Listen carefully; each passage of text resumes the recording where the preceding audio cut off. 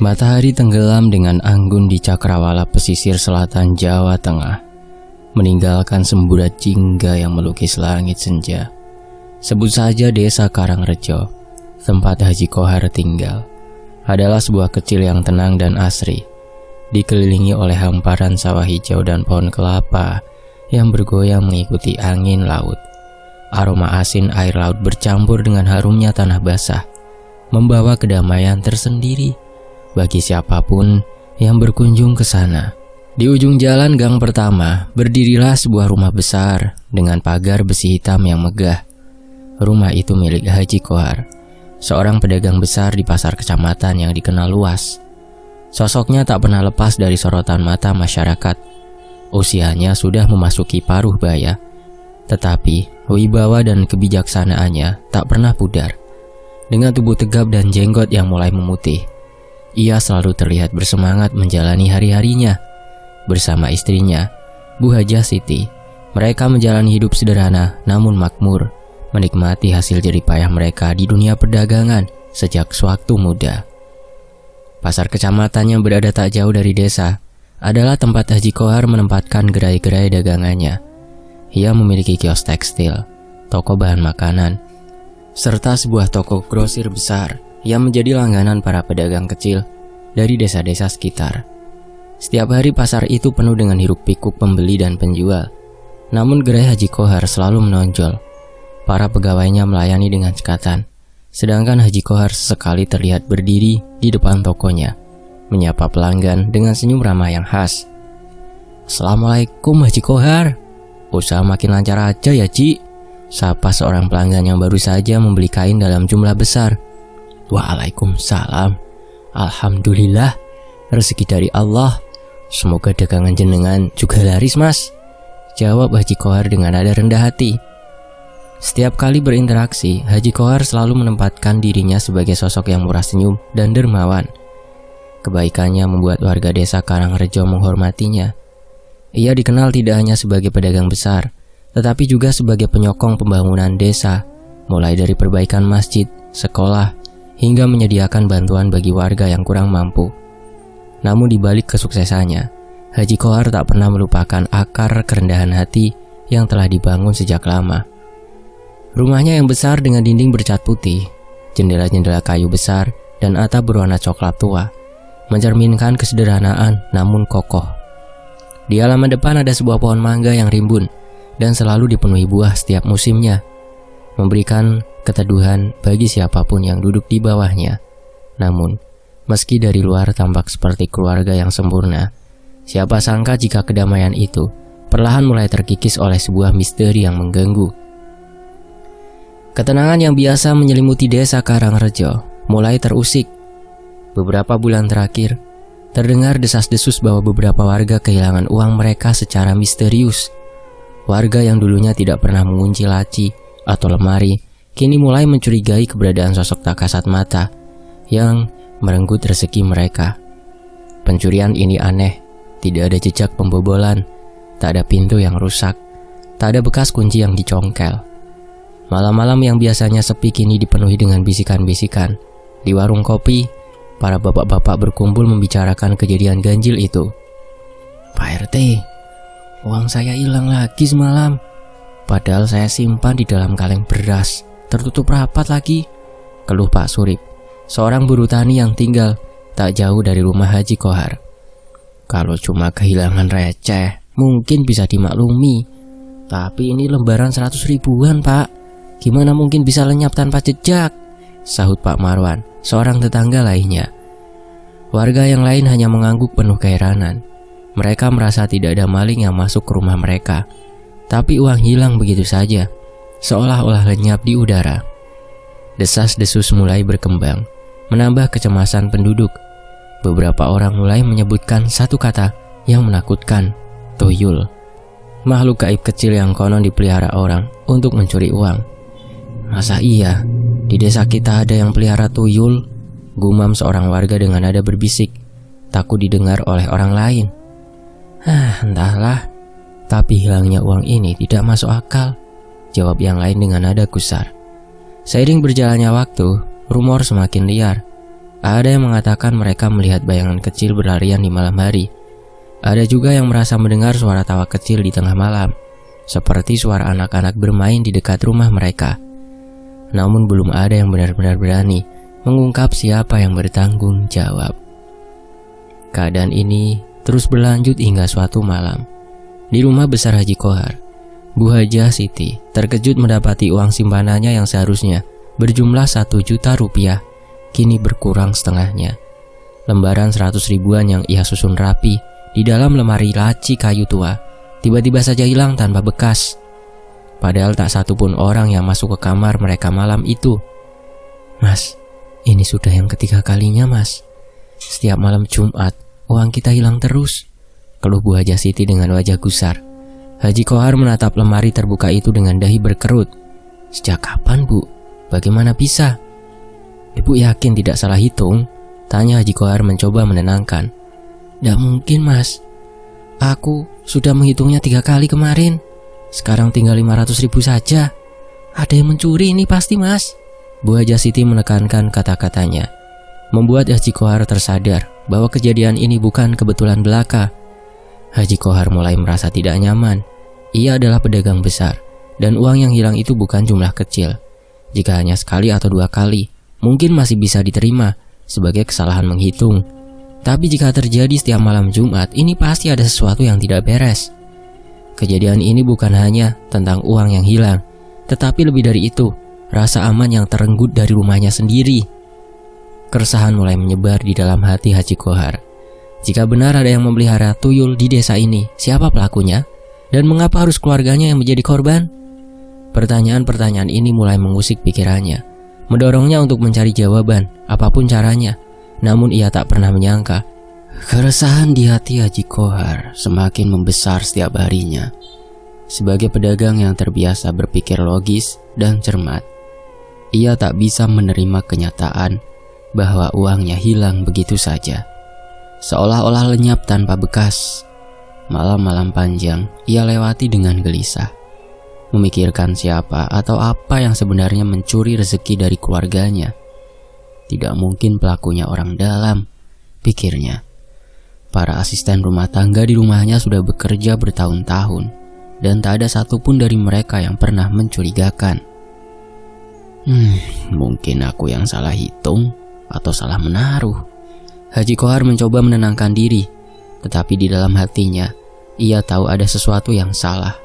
Setiap malam Jumat uangnya berkurang, dan kejadian ini bukan hanya dialami sekali atau 2 kali. Ini berulang, konsisten dan terarah. Akhirnya, dengan rasa optimis yang tinggi, ia memutuskan untuk mencari tahu. Langkah pertama yang ia lakukan adalah memeriksa setiap sudut rumahnya sendiri. Ia mengecek lemari, laci, bahkan menyisir setiap celah di kamar. Ia memanggil para ART satu persatu dan menanyai mereka dengan serius, namun tanpa menuduh. "Pak Man, sampean ingat semalam ada yang masuk ke kamar atau dekat-dekat laci di ruang tengah?" tanya Haji Kohar sambil menatap tukang kebunnya dengan tajam. Pak Man, seorang pria tua yang telah bekerja di rumah itu sejak Haji Kohar masih muda, menggeleng dengan gugup. "Tidak ada, Pak Haji. Saya pastikan pintu rumah semua terkunci rapat. Kalau ada yang masuk, pasti saya tahu." Jawaban serupa juga diberikan oleh ART yang lain. Mereka tidak pernah melihat siapapun masuk atau mendekati lemari penyimpanan uang Haji Kohar. Ini membuatnya semakin frustasi. Semua terasa buntu, dan kecurigaannya malah semakin menguat. Lalu bisikan-bisikan warga desa mulai mengganggunya. Pesugihan tuyul. Rumor itu bukan hal baru di desa Karangrejo. Beberapa tetangga bahkan secara terbuka mulai berbicara tentang kehilangan uang mereka di warung kopi dekat rumah Haji Kohar. Pak Marwan juga bilang uangnya hilang 50 ribu dari dompetnya. Padahal dompetnya disimpan di bawah kasur. Keluh Pak Surip dengan nada cemas. Bukan cuma aku loh, Lawang Buaton juga bilang kehilangan uang modal untuk jualan minggu lalu. Apa jangan-jangan benar ada tuyul di desa kita ya? Gumam Bu Partini, seorang pedagang sayur dengan nada berbisik. Desa yang dulunya tenang kini mulai dicekam kecemasan. Setiap kali malam tiba, warga menutup pintu dan jendela rapat-rapat. Beberapa bahkan sampai mengikat uang mereka dengan tali rapia dan di dalamnya diselipkan cabai, bawang, dan yang lainnya, juga pakai silet. Dengan cara itu percaya bahwa tuyul akan kesulitan membukanya. Namun langkah-langkah aneh ini tidak menghentikan pencurian. Setiap kali uang hilang, para warga hanya bisa meratap dan bingung. Haji Kohar yang mendengar keluhan para tetangganya tak bisa lagi berdiam diri. Ia memutuskan untuk mengambil tindakan yang lebih serius. Ketika kejadian kehilangan itu semakin sering dan keresahan di desa semakin menjadi-jadi, Haji Kohar memanggil seorang yang ia percayai bisa memberikan solusi, Ustadz Rahman. Ustadz Rahman adalah sosok yang sederhana namun karismatik. Ia tinggal di desa seberang, dikenal sebagai ahli ruqyah syar'i yang dapat menghadapi gangguan makhluk halus dengan pendekatan Islam yang kuat. Berita tentang kemampuannya mengusir jin dan memutuskan ikatan ilmu hitam sudah tersebar luas. Ketika Haji Kohar meminta bantuannya, Ustadz Rahman setuju tanpa ragu. Insya Allah Pak Haji, jika memang ini gangguan dari makhluk halus, kita akan berusaha menangkapnya dan mengusirnya, jawab Ustadz Rahman dengan nada tenang namun tegas. Pada malam Jumat berikutnya, Ustadz Rahman datang ke rumah Haji Kohar bersama beberapa warga yang penasaran. Dengan jubah putihnya dan sorban hijau yang melingkar di leher, ia terlihat karismatik, memancarkan ketenangan yang menyejukkan hati. Ia membawa sebuah tas kecil berisi air zam-zam, minyak habatus sauda, dan sebuah mushaf Al-Quran. Setelah melantunkan doa dan memanjatkan niat, Ustadz Rahman memulai proses ruqyah. Ayat-ayat suci Al-Quran mulai bergema memenuhi ruangan, menggetarkan setiap sudut rumah. Ia berkeliling dari satu kamar ke kamar lain sambil membaca ayat-ayat perlindungan dan memercikan air. Ketika Ustadz Rahman memasuki ruang tengah, sesuatu yang aneh terjadi. Lampu di ruang itu berkelip-kelip dan hawa dingin tiba-tiba menyelimuti ruangan. Bu Hajah Siti yang menyaksikan dari dekat merasakan bulu kuduknya berdiri. Astagfirullah, ada sesuatu di sini, gumam Ustadz Rahman. Ia memejamkan mata sejenak, lalu tiba-tiba membuka mata dengan tatapan tajam ke arah sudut ruangan. Dan tanpa diduga, sesosok bayangan kecil berkelebat cepat dari balik lemari. Sosok itu hanya seukuran anak kecil, berkulit abu-abu dengan kepala botak, tubuhnya telanjang, dan matanya hitam legam. Tuyul itu. Ia berlari keluar cepat kilat, melompat dari jendela yang terbuka, membuat semua orang yang ada di ruangan itu tersentak. Itu dia tuyulnya!" teriak seorang warga yang melihat sekilas penampakan itu. Seketika suasana menjadi kacau. Para warga yang sebelumnya hanya menonton dari luar rumah berteriak-teriak. Sebagian berlari mengejar makhluk kecil itu. Tuyul itu berlari cepat di jalanan gelap desa, melompati pagar, dan bersembunyi di balik pohon-pohon. Meski dikejar ramai-ramai, tuyul itu bergerak seperti bayangan, sulit ditangkap, dan menghilang begitu saja ke dalam kegelapan malam. Mengejar tuyul? Gak mungkin bisa. Itu kan licik, seperti jin, teriak Pak Marwan yang tampak lelah dan putus asa. Kecewa, para warga pun kembali ke rumah Haji Kohar. Nafas mereka terengah-engah, keringat mengalir deras. Tetapi tak ada yang berhasil menangkap sosok kecil itu. Meski gagal menangkap tuyulnya, mereka setidaknya tahu satu hal. Ada yang memelihara makhluk itu di desa ini, dan mereka harus menemukan siapa pemiliknya. Astagfirullah, semoga Allah mengampuni. Seseorang di desa ini telah menggunakan pesugihan tuyul untuk mencuri uang-uang yang ada di sekitar kita ini, seru Ustadz Rahmat dengan suara lantang, menegaskan kekhawatiran warga selama ini. Kita harus segera mencari tahu siapa pelakunya, atau tuyul ini akan terus mencuri dari kalian. Kata-kata itu menanamkan ketakutan sekaligus kemarahan di hati para warga. Dan malam itu, Haji Kohar bertekad dalam hati, siapapun pemilik tuyul itu, ia tak akan membiarkannya lolos begitu saja. Hari-hari di desa Karangrejo berlalu dalam kecemasan. Ketegangan terasa menyesakkan di setiap sudut kampung. Setiap keluarga saling mencurigai. Setiap bisik-bisik terasa seperti tuduhan, dan setiap tatapan seolah menyimpan ketakutan. Suasana yang dulunya tenang kini berubah mencekam. Warga yang biasanya bersenda gurau di sore hari kini memilih berdiam di rumah begitu malam tiba. Tak ada lagi tawa ceria, hanya rasa waspada yang menggantung di udara. Rumah besar Haji Kohar yang dulu megah dan penuh cahaya kini terlihat suram. Bu Haja Siti bahkan sering terduduk diam di serambi, memandangi pekarangan kosong dengan tatapan yang kosong. Tak habis pikir kenapa keluarganya yang dulu begitu tenang kini harus mengalami malapetaka ini. Sampai pada suatu malam, ketika para warga desa sedang berjaga-jaga, sebuah kejadian tak terduga akhirnya membuka tabir misteri yang menutup rapat desa itu. Saat malam mulai larut dan udara terasa dingin menusuk, sekelompok warga yang sedang ronda melihat sesuatu yang ganjil di pekarangan rumah Haji Kohar. Sosok kecil berbayang hitam berlari cepat dari halaman rumahnya, melompat dengan lincah seperti anak kecil, tetapi tubuhnya begitu mungil dan gerakannya terlalu gesit untuk ukuran manusia biasa. "Hei, itu dia tuyulnya!" teriak Pak Marwan dengan suara panik sambil menunjuk bayangan itu. Para warga yang berjaga-jaga langsung bergerak. Mereka menerangi pekarangan dengan lampu senter, berharap bisa melihat sosok itu dengan jelas. Tuyul tersebut berlari dengan cepat, melompati pagar, dan bersembunyi di balik pohon. Namun, kali ini mereka lebih siap. "Ayo kejar, jangan biarkan dia lolos lagi!" teriak Pak Surip, memimpin warga untuk mengepung. Sosok tuyul itu yang biasanya menghilang dalam kegelapan malam, kali ini terpojok di antara rumah-rumah penduduk. Ia melompat dari satu atap ke atap lainnya, bergerak secepat kilat, hingga akhirnya ia meluncur turun dan masuk ke halaman belakang rumah seseorang. Dan rumah itu adalah milik Pak Karim. Warga yang melihat langsung terdiam sejenak. Pak Karim? Pria sederhana yang dikenal ramah, rendah hati, dan baru saja mengalami peningkatan keuangan yang signifikan. Tak ada yang menyangka, tetapi kenyataan itu terpampang di depan mata mereka.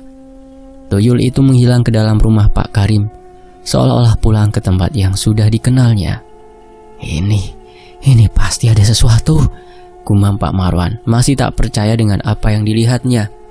Kecurigaan mulai menguat. Warga yang sebelumnya menganggap Pak Karim hanya sedang beruntung, kini mulai mencium ada yang tidak beres. Kabar tentang perampakan tuyul itu segera menyebar. Dalam waktu singkat, Haji Kohar, Ustadz Rahman, dan beberapa warga lainnya berkumpul di depan rumah Pak Karim.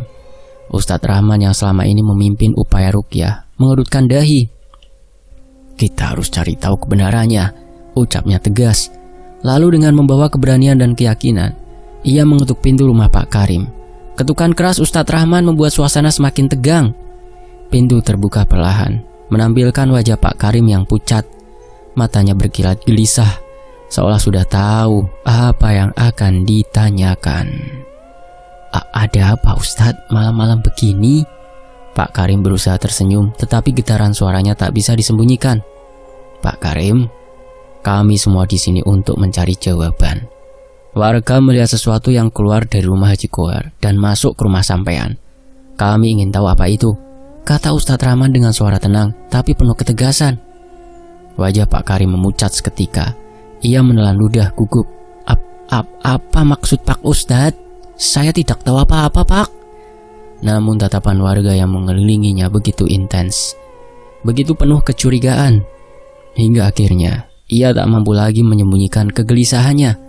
Pak Karim mulai mundur selangkah, berkeringat, dan tangannya gemetar. Desakan demi desakan datang dari para warga. Beberapa bahkan mulai meneriakinya, "Woi, buka pintu rumahmu, biar kita lihat ada apa di dalam," seru salah satu warga dengan marah. "Sudah cukup Karim, kalau memang kamu bersih, buktikan sekarang saja." Haji Kohar yang selama ini lebih banyak diam, akhirnya angkat bicara. Pak Karim mundur beberapa langkah, menundukkan kepala. Akhirnya, di tengah tatapan penuh kebencian dan amarah warga, ia menghela nafas panjang. Baiklah, aku mengaku." Suasana menjadi hening. Ustadz Rahman mengerutkan dahi, menatapnya penuh perhatian. "Apa maksudmu Pak Karim?" Benar, saya yang pelihara tuyul itu," ujar Pak Karim dengan suara bergetar. Pengakuan itu terasa seperti petir yang menggelegar di tengah malam. Beberapa warga menutup mulut mereka, tak percaya dengan apa yang didengar. Aku tidak punya pilihan. Bisnis sayuranku bangkrut, utang menumpuk. Aku terpaksa mencari jalan pintas. Aku mendapatkannya dari seorang dukun di luar desa ini. Dia memberiku tuyul itu, dan aku disuruh memberi makan setiap malam Jumat. Sebagai gantinya, tuyul itu mengambil uang dari rumah-rumah orang lain. Dan kamu membiarkan makhluk itu mencuri dari kami semua? Teriak seorang warga dengan marah. Bukan keinginanku. Aku tidak tahu akan seperti ini. Aku tidak menyangka akan merugikan kalian semua. Maaf. Pak Karim menangis. Wajahnya memerah.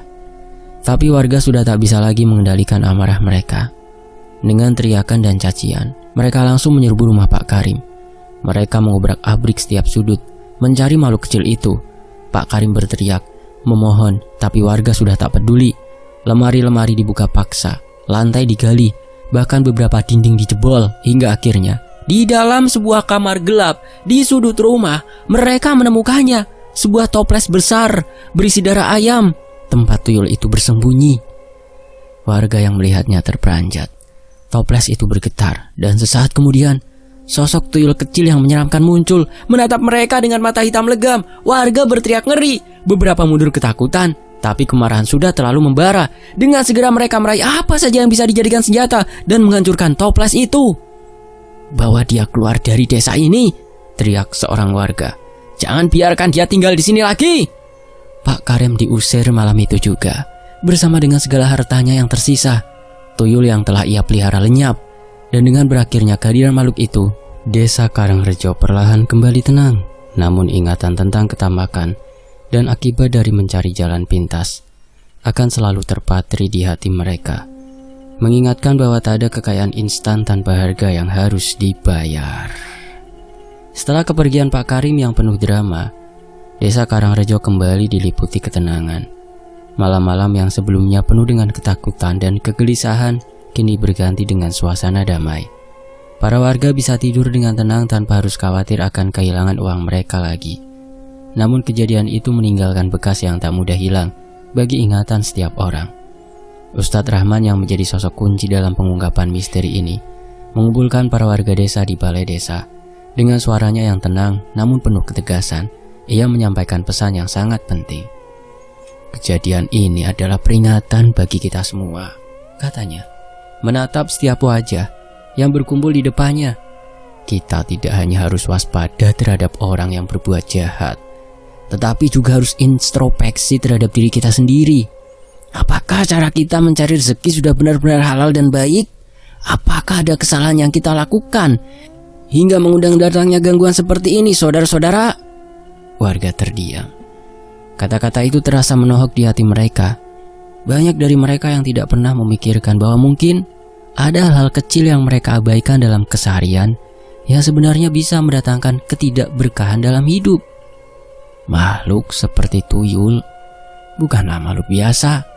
Mereka adalah simbol dari tamak dan ketidakberkahan. Lanjut Ustadz Rahman. Mereka hanya mendekat pada orang-orang yang lalai dalam mencari rezeki yang halal. Maka daripada kita hanya menyalahkan Pak Karim, mari kita renungkan bagaimana kita hidup selama ini. Apakah kita sudah jujur dalam berdagang? Apakah kita telah menghindari riba? Atau justru tergiur dengan keuntungan besar yang mengesampingkan nilai-nilai agama? Haji Kohar yang berdiri di antara para warga mendengarkan dengan serius. Kata-kata Ustadz Rahmat, mak jelep, berputar-putar di kepalanya. Sebagai seorang pedagang yang sukses, ia sering merasa dirinya sudah berada di jalan yang benar. Namun, apakah ia benar-benar sudah memastikan semua hartanya bersih dari unsur-unsur yang tidak halal? Jangan hanya melihat keluar, saudara-saudara, tetapi lihat juga ke dalam diri kita sendiri. Lanjut Ustadz Rahman. Jangan sampai cobaan seperti ini terulang lagi di desa kita. Karena rezeki yang tidak berkah bisa saja mengundang hal-hal yang tidak diinginkan, termasuk gangguan makhluk gaib, saudara-saudara. Setelah pertemuan itu, Haji Kohar mulai merenungi hidupnya dengan lebih mendalam.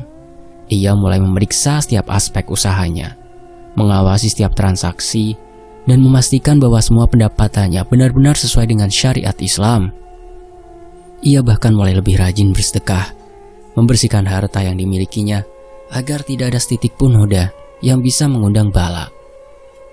Hal seperti ini harusnya jadi pembelajaran untuk kita semua, ucap Haji Kohar suatu hari pada Bu Hajah Siti, istrinya, saat mereka duduk di teras rumah memandang matahari terbenam.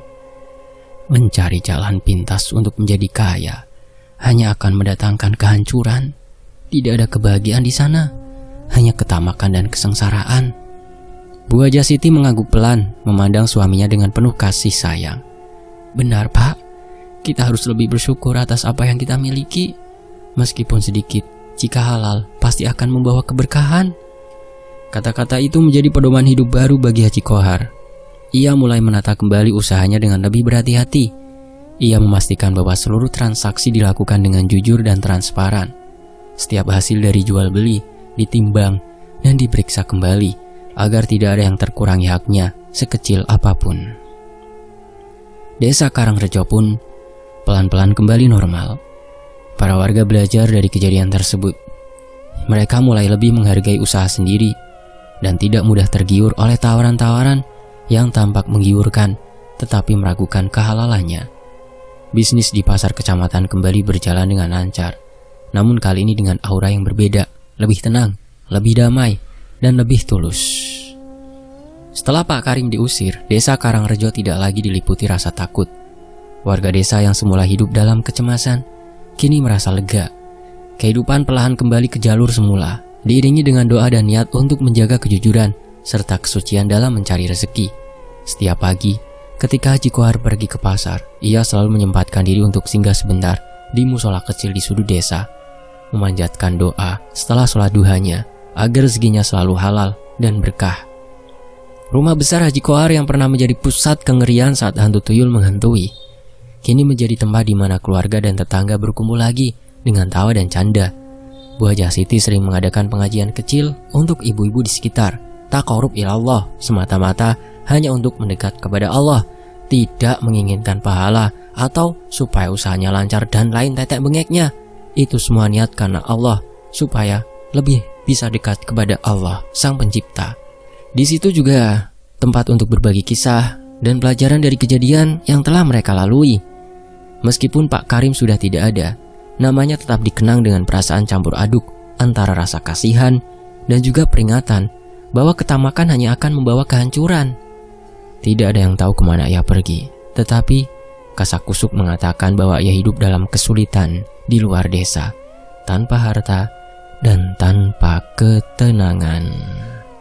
Pak Ustadz, kejadian ini adalah pelajaran besar bagi kita semua di sini, kata Haji Kohar pada suatu sore kepada Ustadz Rahmat yang datang berkunjung. Aku bersyukur Allah mengembalikan ketenangan di desa ini dan juga memberiku waktu untuk memperbaiki diriku. Ustadz Rahman tersenyum bijak. Ketenangan yang sejati datang dari keikhlasan dan rezeki yang bersih. Jadikanlah ini awal yang baru, Pak Haji. Jangan pernah lupakan pelajaran ini. Haji Kohar mengangguk, menatap rumahnya yang tenang. Insya Allah, saya tidak akan pernah lupa. Jalan pintas untuk mencari kekayaan memang menggiurkan, tetapi itu bukan jalan yang benar. Rezeki yang halal meski sedikit jauh lebih berarti daripada kekayaan melimpah yang penuh kutukan. Dengan kata-kata itu, desa Karangrejo pun kembali pada ketenangan yang lama hilang. Warga desa terus menjalani kehidupan dengan lebih hati-hati, memastikan bahwa mereka tetap berada di jalan yang lurus, mencari rezeki dengan cara yang diridhoi oleh Allah Subhanahu wa Ta'ala. Ketenangan yang kembali ke desa itu bukan hanya karena tuyul yang pergi, tetapi juga karena hati setiap warganya telah belajar untuk lebih menghargai makna dari rezeki yang halal dan penuh berkah. Semua nama tempat dan kejadian ini sudah disamarkan. Ini terjadi pada tahun 1990-an di sebuah desa kecil di pesisir selatan Jawa Tengah. Demikianlah sebuah kisah, semoga bisa memberi hikmah dan bisa terhibur ya tentunya teman-teman. Mohon maaf kalau ada salah kata atau salah bacaan dalam setiap penggalan kalimatnya. Sampai jumpa di kisah lainnya. Tony FS pamit. Sampai jumpa. Wassalamualaikum warahmatullahi wabarakatuh. Nantikan kisah lainnya hanya di Tony FS.